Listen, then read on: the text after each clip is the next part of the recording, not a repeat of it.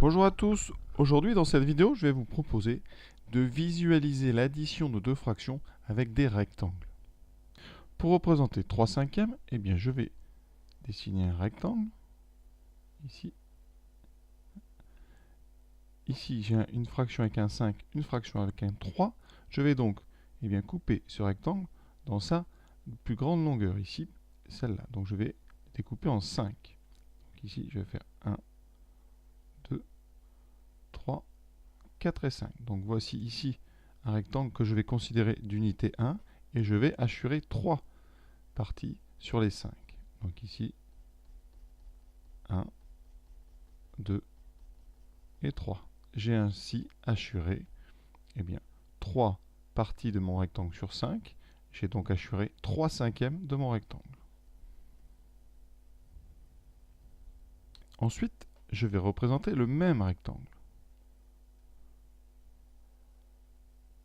Mais cette fois-ci, au lieu de le couper en 5, je vais le couper en 3, dans le sens du plus petit côté. Donc, comme ceci. 1, 2 et 3.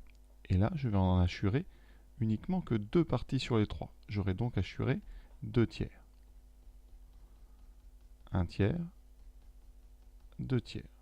J'ai donc ici représenté la fraction 2 tiers.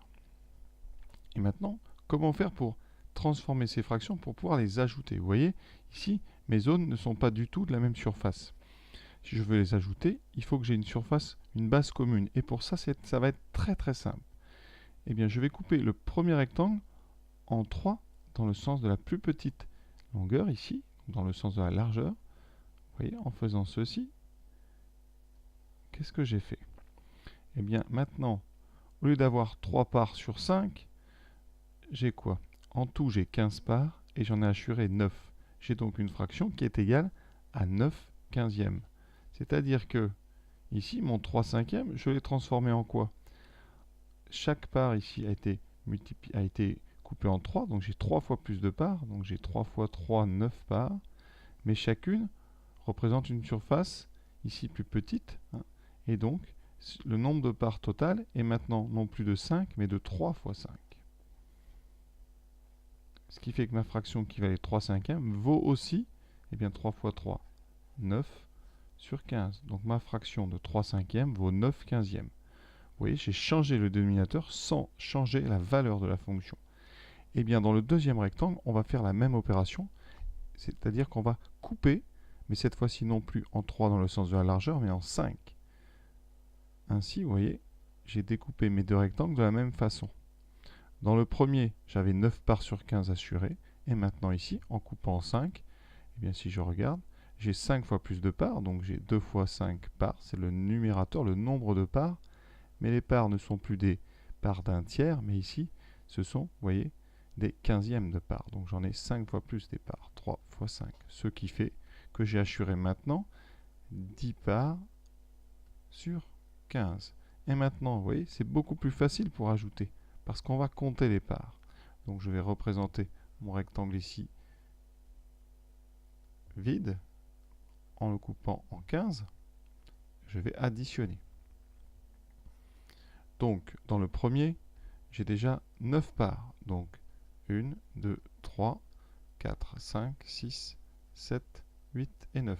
Et je vais rajouter les 10 parts d'ici. Donc, 1, 2, 3, 4, 5, 6. Ah, je n'ai pas assez. Donc, je rajoute un deuxième rectangle ici que je hachure de la même façon. 1, 2, 3, 4, 5. Et ici, j'ai donc 15 nouvelles places. Il me restait 4 à placer, puisque j'avais déjà placé 6. Donc ici, 1, 2, 3 et 4. Si vous voulez, je peux colorer d'une autre façon. Donc mes 10 parts ici, je les ai donc rajoutés 1, 2, 3, 4, 5, 6, 7, 8, 9, 10. Qu'est-ce que j'ai maintenant devant moi? Eh bien ici, j'ai donc 15 plus 4, 19 parts qui représentent chacune un quinzième. J'ai donc 19 quinzièmes.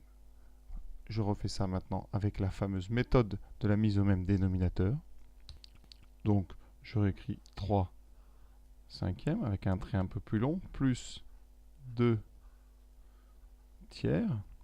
Je rajoute, donc ici en haut, je multiplie la première fraction par le dénominateur de la deuxième, 3 et 3, et de même pour l'autre, 3 fois 5, 2 fois 5.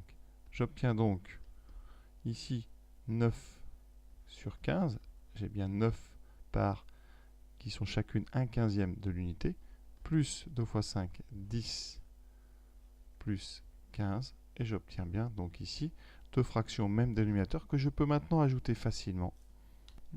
J'obtiens donc 19 parts qui chacune représente 1/15e, donc j'ai 19 15e. Deuxième illustration. 3 septièmes plus 1 tiers. J'ai représenté ici mes deux rectangles. Dans le premier, je vais représenter 3 septièmes. Donc je vais couper mon rectangle ici dans son plus grand côté par 7. Donc 1, 2, 3, 4, 5, 6 et 7. Ensuite, je vais assurer 3 parts sur ces 7. Donc ici,